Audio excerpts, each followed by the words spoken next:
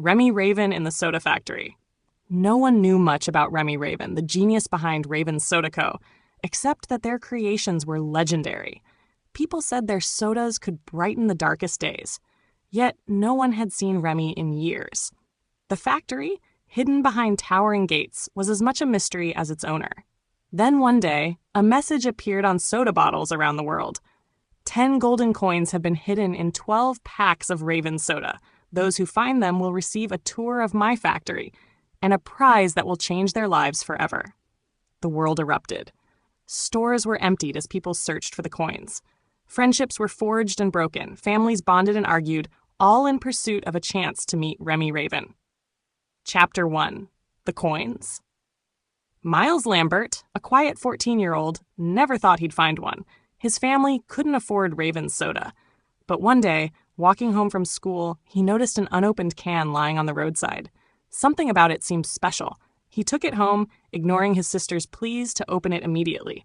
When he finally popped the tab, a glint of gold caught his eye. A coin! Miles couldn't believe it. For the first time in months, their tiny apartment was filled with laughter. Chapter 2. The Factory Gates.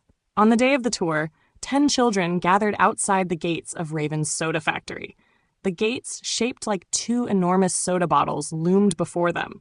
The children whispered nervously until the gates creaked open. Out stepped Remy Raven. Dressed in a striking blue tuxedo, their brown top hat perched elegantly on their head. Their sharp eyes scanned the group, a faint smile playing at their lips. "Welcome," they said, their voice calm yet commanding.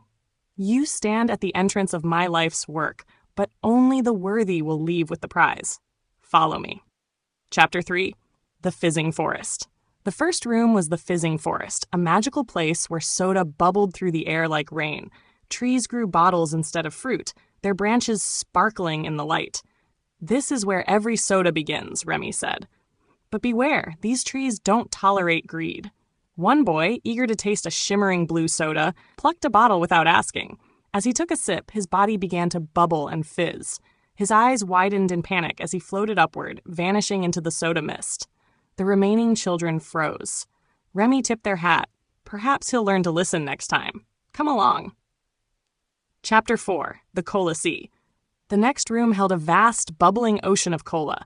Candy boats bobbed on the surface, waiting to carry the children across.